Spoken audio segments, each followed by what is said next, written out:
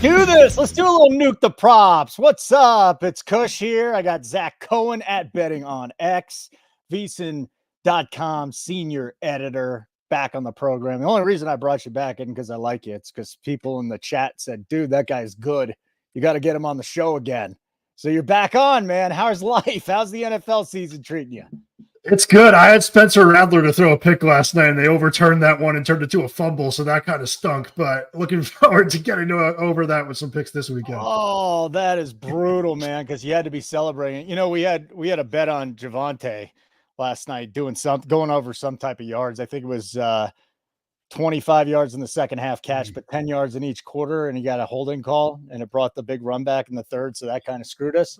But besides for that, I mean, it was an amazing night. Bo Nix laddering on the rushing yards, Keg with a great pick there. You know what, Zach, this is kind of fun to talk about because people complain about bad games, but I feel like that's where you can exploit the market the most. Like this New England Jacksonville game coming up. Nobody wants to bet this game, right? But there's got to be opportunities. For sure. Yeah. I mean, I like this game a lot, actually. I think that we saw last week, Drake May went in there, kind of revitalized that passing game for New England. I like the way that he looked with Demario Pop Douglas, who I'm going over 46.5 receiving yards in this game. Last week, he had 6 catches for 92 yards and a score against the Texans. He's had at least 59 yards in 3 of his last 4 games. This is a guy that I think is going to be the number 1 pass catcher in New England the rest of the season, where he's playing against the Jacksonville defense that is last in the league in dropback EPA per play. Andre Cisco, after the game against the Bears, said that his team kind of quit on Doug Peterson a little bit. So this is a secondary I'm looking forward to attacking, and it's a really low total, 46.5. Honestly, this is one that I would consider laddering. Yeah, and the interesting part about that is I was looking at the Jacksonville side, Zach. So Evan Engram, who's just the safety blanket for Trevor Lawrence, he really doesn't throw at anybody else when Evan Engram's out there. He's got 10 catches for over 100 yards last week. His receiving prop is in the mid-40s. And then I just want to get your thoughts on the backfield there with Tank and Dearness Johnson. It's such a mess in Jacksonville. Do you feel confident backing anyone on that team? I think I would go with Tank on the rushing yards. I just think that it's a perfect time for them with ETN out to now kind of unleash a guy that has been their best rusher all season. So I think this is going to be viewed as an opportunity to see if he can be the real RB1. I won't personally take anything there, but I do think that it wouldn't surprise me if Tank had a big game against the Pats defense, which has been slipping since a hot start to the year. Yeah, I've been digging into that. We still don't have a rushing prop on him, though. But Peterson scares me. He's just a bad football coach. Shout out to everybody watching right now. Got a nice little crowd showing up. We got Card Addict. What up, Card Addict? Stenberg, booted 40 plus 350. Good spot to get your mortgage. Didn't your house just get destroyed by a hurricane? So it's interesting. His house just got destroyed by a hurricane, and he's talking to us about a mortgage, Zach. So good luck. Did you look into Booty? No, but I mean, I considered it because I'm trying to get down on that team in this matchup. I think the Jaguars' passing defense is awful. Like button would be great. Subscribe to our YouTube channel, Nuke the House. If you're watching on X, come on over to YouTube. Make sure you turn on your notifications too, so you know when we're on. Hello to you, Hassan. Good to see you. I got a couple plays as well that I want to throw out at you and just bounce it off of you. But what else you got for this weekend? Anything? I saw you had a kicker prop. When you wrote it, right, in your article? I did have a Joseph prop the other night. It went horribly. He missed his kicks and lost his job. So, yeah, that didn't go very well. One of the ones that I'm going with this week, a little bit of a vibes play. I am going with Nick Chubb over 37.5 rushing yards against Cincinnati. I just think that obviously they probably want to ease him into things this season. He's coming off that gruesome injury last year, but can they really even afford to do that? Jerome Ford is out with a hamstring injury. Deontay Foreman can barely move back there. He's averaging 3.2 yards per carry. Pierre Strong has looked decent in limited opportunities, but I feel like Chubb is going to give them the best chance to possibly win games with his ability to run and block. I just kind of think that Kevin Stefanski is going to have to throw him out there a little quicker than he wants. He's going to be activated this week. We saw Adam Schefter say he's going to play, and he's going up against a Bengals team that has the second worst rushing defense in the league. So I kind of think if you get 10 carries out of Chubb, he should go over 37.5 rushing yards. I mean, that's what we got to look at with the workload, right? Because if he's out there, you'll never see a prop this low on Nick Chubb. Like he'd have to lose a leg and play. in order to have a prop in the 30s. Which he almost did.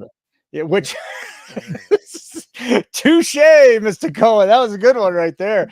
Yeah, we just don't know exactly what the workload is, but Nick, that's a really interesting look. I'm going to dig into that after this because, again, you got a guy in the 30s that's that good on a team that has to win, that does not want to rely on a guy that's been playing the worst at his position in this year. Yep. Like Watson's that bad. So. Yep.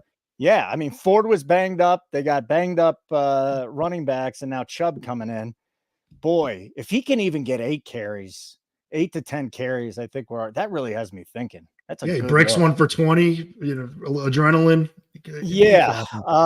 His prop, you got a great number, by the way. His prop's up to about, let's see, I'm seeing 37.5 at FanDuel. What'd you get it at? Yeah, 34? It was 37.5. Yeah. You got 37.5. Yeah. All right, let's look at the rushing attempts. They didn't even list rushing attempts because that would kind of be a good way to gauge what kind of workload the books think that he's going to have. So anything else you want to share with us before I throw 2 props out at you, Zach? Yeah, I also like Tony Pollard over 63.5 rushing yards against Buffalo. Bills defense just not very good against the run this year, 22nd in rush EPA per play allowed. It's another one where, the guy he splits carries with, Tyjae Spears, is out with a hamstring injury. And Pollard has just been running really well, averaging 90.5 rushing yards over the last 2 weeks, 2 touchdowns. This is a team that obviously looks awful, and especially at the quarterback position, but he's still been finding a way to look good. And I just think that's a really low number. It's another one like Douglas, where I even think you could probably ladder it. That is what I was just about to say to you. I'm just looking up Pollard and seeing where he's at right now because most people around the industry have him in the upper 70s, low 80s for rushing yards. So you can get a 64.5 minus 15 at BetMGM. And I'm sure if you ladder him up to 80, you're going to get nice plus money. But how far, like Pollard's not going to run for 100, right? No, I'd probably go up to 90, which is, he's broken in the last 2 weeks. That's probably where I'd go with it.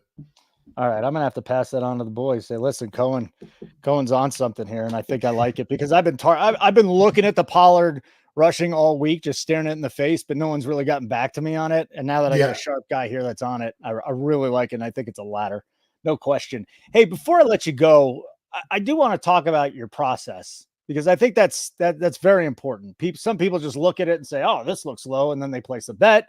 Some people dig in. How do you start your week out when you're betting player props? I know you do sides and totals, but how do you start your process with player prop research? Yeah, I don't even start with the players. I start with the team stats. I like to look at EPA per play, see where teams are. If you can find a matchup where one of the worst rushing defenses in the league is going to be involved in the game, that's where I want to go with a rusher against that defense. Also look at the totals. If I like to play overs rather than unders. I think it's more fun to root for players than against them. So I look for high totals, which you occasionally get, and that's where you want to attack player props if you see one bordering around 50, and then also injury reports are really important. 2 of the ones that I played this week have a lot to do with, guys in the backfields being injured with hamstring injuries. That means more opportunity elsewhere. All right. So that's where you start and then you dig in. And what's the final process here? Like you're looking at the lines, you have your own lines, or you just look at a line and say, all right, I did all the research here. This doesn't match up.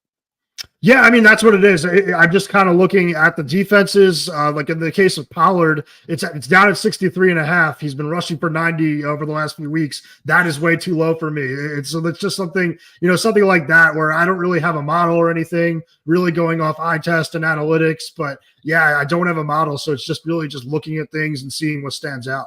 Yeah, I love that Pollard call, unless they just get their butts kicked. Yeah, which is always possible. But he's in line, man. He's going to be a bell cow this week. I just don't see, especially with Spears down, I don't see anybody else that's going to get the work. He's got a decent matchup. I'm going to throw a couple props at you, and then we'll get you out of here. So the first one is one that I was on early in the season. I'm going to go back to it here. Chuba Hubbard, his line for receptions was 2.5 at minus 150 a couple weeks ago, and then we bet the 3.5 at plus money. Well, you fast forward to week 7, his prop is 3.5 receptions, and it's minus 15 to the over. So he's gone over every game, right? I mean, the Panthers have some issues. They're playing from behind. This is not a good Washington defense. They got injuries on the defensive line, the linebacker position. Deontay Johnson's limited. I think that's big. If he doesn't play, forget about it. I'll probably double down on this thing. Commanders have gotten killed against good pass catching backs. And I just think that Chuba is in line for some work. Poke some holes in that. Chuba Hubbard over 3.5 catches. No, I really like that because I do think there's a chance the Commanders go up in that game pretty big too. And then, like you just said, the game script ends up favoring Hubbard, where, the Panthers are trying to throw to stay back in it. He's going to be their best pass catching back. So, yeah, I really like that one. I do think that's going to be a game that's going to be high scoring too, which is, like I just said before, you get one in the 50s, there's probably going to be some overs. Yeah, and this is one I'm just going back to the well again, week after week. Jamison Williams over 21.5 and 22.5 longest reception. Every game. It's just fascinating. Every single game, this guy goes out and has a 40-yard catch. It blows my mind. I think he does it again this week against the Vikings. And then there's a sexy little play that we've been having here, and I hit 1 out of 2 already. You can go Jamison Williams under 3.5 receptions over 60 yards and get like 13, 14 to 1. So it's a reverse correlation play there. But for a guy that just goes deep and that's what he does, that's the play right there to me. I like it. Yeah, that's been a popular one that I've seen all over social lately. Yeah, I think a lot of people have been going with the negative correlation Jamison play. Yeah. I love negative correlations, but our guy Adam and Matt in the background here, they both have thrown this out, and it's been working pretty well. And listen, you could play that play 10 times. It hits one, you're still up. Yep. But it's probably going to hit more than that. Zach, plug everything you're doing, buddy. Always appreciate your time. It's just great to have you on. Thank you. Yeah, I have best bets up for the week over at vsin.com, mostly spreads and sides, totals, but we'll have some player props occasionally, especially on the primetime games.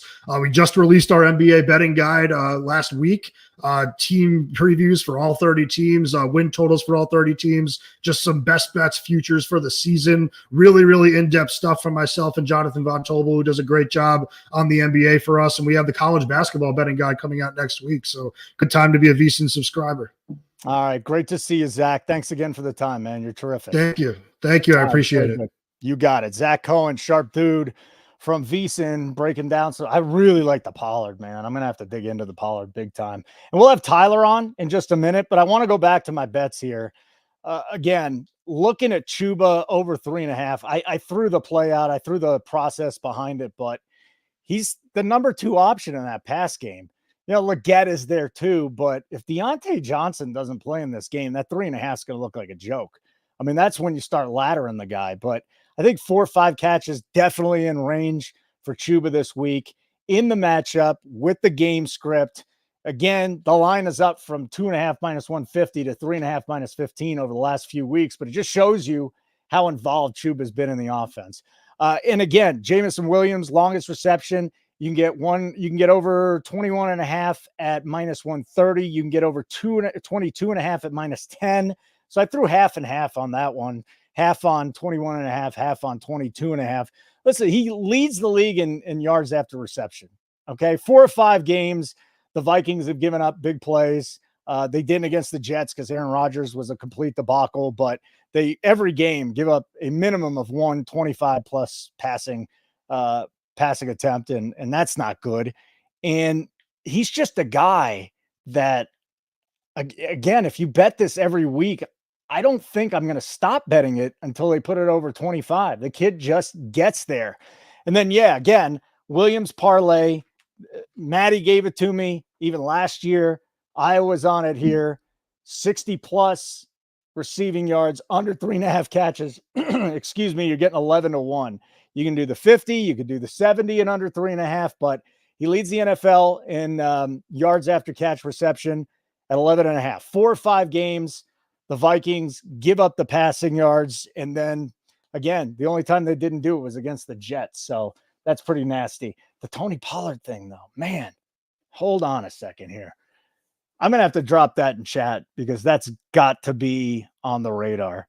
The Tony Pollard rushing up to 90 yards. Seriously, nobody else is in that backfield fighting him for touches. And again, I just look at the industry projections here. The lowest that I see is 79.4. Number Fire has it 82.2. I mean, we might even want to go into his receiving yards at this point. His rushing attempts right around 18. You're telling me if he gets 18 rushing attempts that this guy isn't going to go off for at least 80 yards, if not 90 yards? I mean, come on. Do I need you to come on, Matt? What are you talking about? I don't need you to come on. I can talk here by myself. I don't give a damn. I mean, Tyler's supposed to be here, but you know what I did? I forgot to get him the link. So that's on me. That's not on Tyler. I just got to send him the link right now. And then our props guy is going to hop on and we're going to have a good time because he's pretty damn sharp and I'm excited talking to him. Like button would be wonderful. That's the first thing. Second of all, make sure you subscribe to our YouTube channel. Just if you're on it already, look up, hit subscribe, turn on your notifications so you know we're on. Our next NFL broadcast will be, well, we got the London game, but we got the pregame show where we follow the late movement, the steam, the numbers, and we try and follow that money there to see if we can get the bets going. So we do that 30 minutes before kickoff on Sunday. Premium shows, 1 o'clock, 4 o'clock slates, and then Keg and I will be on live Sunday night and Monday Night Football. We got a double header again on Monday Night Football, by the way. Here's Tyler. What up, Tyler? Would have helped if I'd given you a link, but I gave it to you. How are you, pal? I'm good. I was just waiting to get that link to get in. I mean, I was letting you do your thing. I know Matt wanted in. He wanted the spot, but it was mine this week. No, you can't take Tyler's spot. It's just not going to happen, man. It's not going to happen. Hey, I'll just throw it out at you. Chuba over 3.5 receptions. Jamison Williams, longest reception, and then we'll go with the receptions under and the longest or the receiving yard. So anything there that stands out to you, maybe a good or a bad bet? No, I like all three of those. I think they're all three solid. Okay. What do you think about Nick Chubb over 37.5 this week? It seems low. I'd love to dig more into what the coaches have been talking about and how much work they're going to give him. Yeah. Since his run defense has been bad, but last week when they got the D tackles back, they looked better against the Giants. So, I mean, there's a pathway where if they get a quick lead, they probably just tell Chubb, you're not going to run this game. Like, we're already losing. So you could just wait till next week. That'd be my only worry. Yeah. Or maybe you hit the number if you see him getting a heavy workload early and maybe not picking up the yards. Okay. What do you got for us, Tyler? Let's go. Give us a couple plays. Yeah. My favorite one to start, right to the Houston-Green Bay game. I mean, Green Bay's been good, but their run defense hasn't been all that good. And Joe Mixon's been a beast on the ground when it comes to this Houston team. And they almost want to be a power running team more. They don't want Stroud throwing the ball as much. So Mixon's cleared 100 yards in 2 of the 3 games he's played. In the third game he played, he got hurt in, so can't really count that one. 63.5 on his yard. Give me the over there and ladder that up to 100. Ooh. I like A-Chain's rushing yards too against this Colts defense. Now or never for Miami against this defense. These guys should be able to beat this defense. I could see A-Chain running for a lot of yards. His yards are at 40.5, right around the 40s. Let me get the exact number pulled up on that the last time I've seen it. It is set at 46.5. I'd still go over there. I think he crushes that number. You could even do the rushing and receiving with A-Chain too, because he could catch a screen or two and take those for 50 to 60 yards. You're just going ape shit on A-Chain this week. That's all I can say. I hear. I think he crushes this whole defense. Oh, okay. I'm not going to go against that. You got another play for us? I do like the Detroit guys. I more like Amon-Ra St. Brown in this matchup. Mm-hmm. I think they just go to their main guys to get this win against Minnesota. I kind of want to target something in the San Fran game. I'm just not sure yet. So that's interesting that you say that because I think Amon-Ra's in for a nice day too. Do you think Amon-Ra and Jamison both get there? Because for Jamison, it's more one big catch. I think there's a pathway they both get there. There's one thing that keeps popping in my head, though, that makes me think about that Minnesota matchup. What? Flores, the defensive coordinator for the Patriots when they beat the Rams in the Super Bowl? I mean, it's possible. I don't remember it. But, yeah, it's totally possible that that's it. I think so. And that's when the Rams offense died with Goff at the helm because Flores was able to game plan so well for him. So that's my only worry about Detroit this week is it seems like if that's who that was, Flores might already have Goff's number and turn him into a pumpkin. Ooh, a pumpkin, you say? A pumpkin. Anything else you're throwing out here? Or are we done? Nah, you got to bet Devontae Adams touchdown. You have to. Oh, just out of Narrative Street? Is that why I got to bet it? Just that in there. I mean, it's plus Devontae- 160. Devontae We have Adams this- touchdown. The Steelers rank, I think it was like somebody broke it down on a podcast listening to last night. They were like 12th against wide receiver ones, 25th against wide receiver twos, and dead last against wide receiver threes, and 30th against running backs. The Jets are going to get whatever they want here. And we know Adams and Rodgers have the chemistry. And we watched Adams put up 180 yards against the Steelers secondary last year when he played for the Raiders. What do you think he's going to do with his boy back?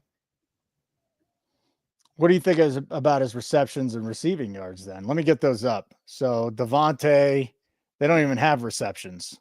That's all they got. They got his receiving yards set at 48.5. Give me the over. Yeah. He'll be wide open. He'll be wide open against this defense. They're missing too much in Pittsburgh. Then And that's they're trying to start Russell Wilson. Then that's a ladder then. I mean, if you think he gets more than 50, I think he crushes. Wow. Devontae Adams. He didn't even hit my radar. Maybe because it's what is that, the Sunday night game? Yeah, But, Sunday night. I mean, hopefully Rodgers can get him the ball. Rodgers has not looked very good lately, but this is Doesn't his look guy. bad. He's been living with him. I mean, Devontae's been living in Aaron Rodgers' house. So It's not all like the Rodgers narratives has there. looked bad either. Yeah, but you got to tell me more about the Steelers secondary and why we shouldn't be afraid of it, because overall defensively they've been terrific, but what is it about the Steelers secondary that's been coming back down to earth? Well, it's not even that it's coming back down to earth. It was never that good to begin with. It was the front seven that was good, that was making the secondary's job easier. When you got TJ Watt and those guys just blitzing the quarterback, the secondary really doesn't have to do anything. Well, now there's just TJ Watt. No Alex Highsmith on the left side, no Nate Herbig on the left side. They're under their third stringer edge rusher who can't set the edge on the left side. If you go rewatch that Raiders game, the entire first quarter, the Raiders were able to go to the left side of the field as much as they wanted. They could have just went left the entire game, like a NASCAR race, and won the game. But instead, they started to go right towards TJ Watt and got the ball punched out multiple times. I think the Jets are smart enough to avoid that right side of the field and kind of take Watt out of the game. Mm-hmm. And that leaves one good cover corner in Joey Porter, who's a young corner who got carved up by Devontae Adams last year, to try and cover one of Adams or Wilson. And the next drop off to the next corner is so far down that Garrett Wilson's going to be running wide open too. So and they're dead last against wide receiver. Yeah. Dead last against wide receiver threes. There goes Alan Lazard through the slot. So it's not shaping up good for Pittsburgh this week. You know, my guy Denny Carter said Aaron Rodgers has been quite bad on passes between 10 and 19 yards. He's been 17% below his expected completion rate on those throws. So basically what you're saying is Devontae's just going to change that, because the chemistry isn't there with Garrett Wilson. He's got Lazard, who's nothing special at this point in his career. Devontae it is. And the chemistry's growing with Garrett Wilson. I think the real problem is Mike Williams. Like, the big plays have been drawn up for Mike Williams, and he's just running the wrong routes and slipping and falling. You know, that's funny that you say that, because Rodgers, I watched his post-game press conference and he called him out. He's like, you know, the dude was supposed to run, what did he say, on the red line, which is just, he would have had a touchdown if he didn't run the wrong route. And he goes, he screwed up and he came in instead of going there. And then he said he had to adjust his arm angle, and that's why the ball got picked.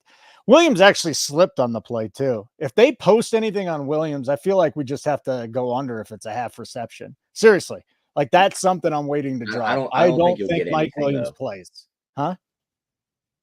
I don't think you'll get anything though. I don't think he practiced all week with personal issues.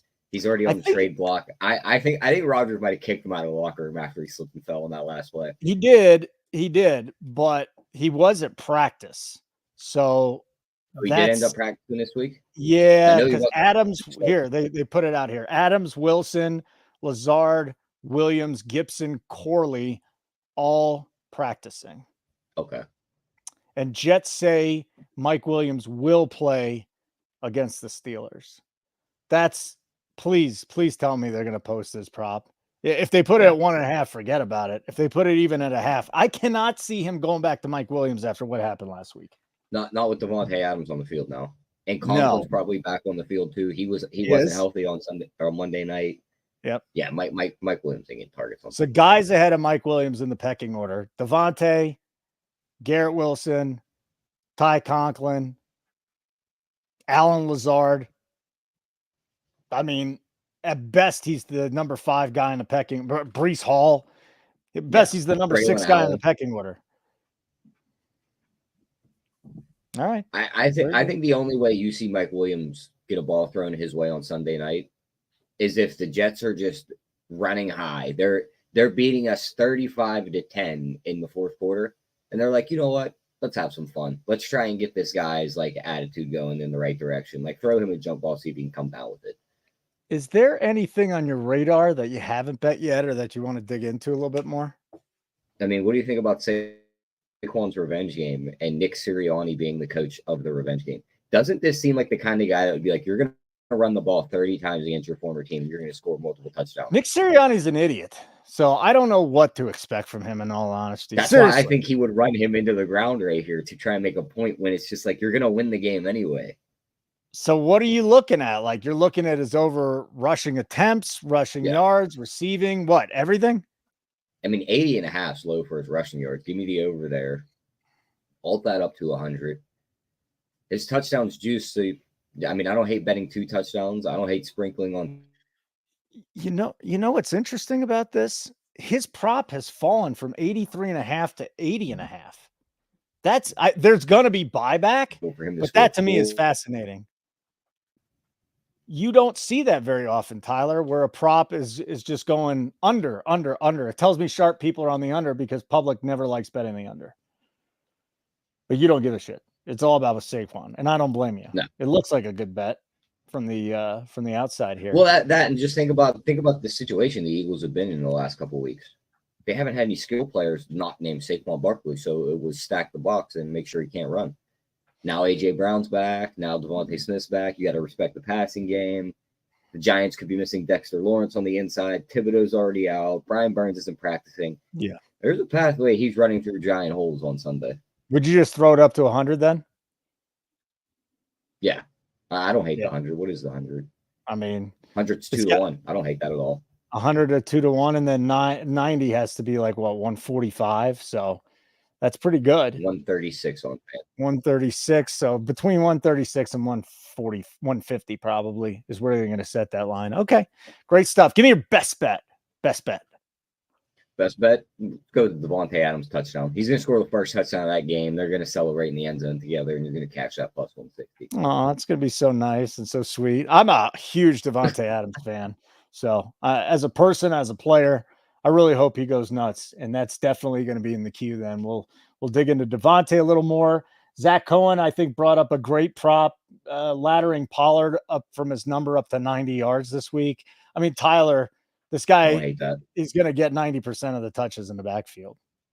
Spears in and around. He's actually turned into a good back this matchup. Yeah, and this matchup with Buffalo, like, this just reminds me of some of Buffalo's games from recent years where it's like 8.5-point favorite, probably should blow this team out of the water. This game has 2 pathways. Either Buffalo does their job and you look at the score at halftime, it's like, oh, they're up 28-7. You're looking at the score and you're going, how is Will Levis up 17-10 on Josh Allen right now in the fourth quarter? There's no in between. Well.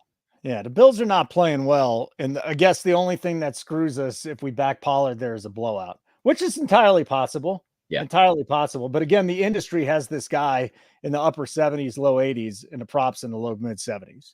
So that doesn't make too much sense to me. My best bets: Chuba over 3.5 receptions. We'll go Jamison Williams over 21.5 longest reception and 22.5 longest reception. Doing that for the juice. And then we'll go back to Williams under 3.5 catches and over 60 yards. And that's going to be my plays. Tyler, as always, thanks for hopping on, buddy. Where can people find your stuff? I got one more for you, Holden. I forgot to get it out. No. Let's go. Geno's passing yards against Atlanta's defense, they can't get any pressure. I mean, I could stand back there and play quarterback and I wouldn't get sacked. That's how much pressure Atlanta's getting. Geno's throwing the ball a lot. He's cleared 300 multiple times this year. Mm-hmm. And looking at his number for this game, I believe it's 260. Yeah, 264.5. So give me the over there. Alt that up to 300. I think they throw it all over Atlanta. Yeah, I think Kegger likes that too. So that's a great bet. It's just a great bet. Just go nuts on Geno, and hopefully he he wins us the money there. And he's got good weapons. JSN finally showed up recently. Metcalf, Lockett's back in the mix. So, and he dumps down to his running back. So I like the call there. All right, Tyler, at THT412 _. Yes, 412 is the Pittsburgh area code. So very good. I'm Holden at Holden Kushner. And thanks to Zach Cohen from VSIN from hopping on. Tyler, we'll talk to you next week. Let's keep nuking the house.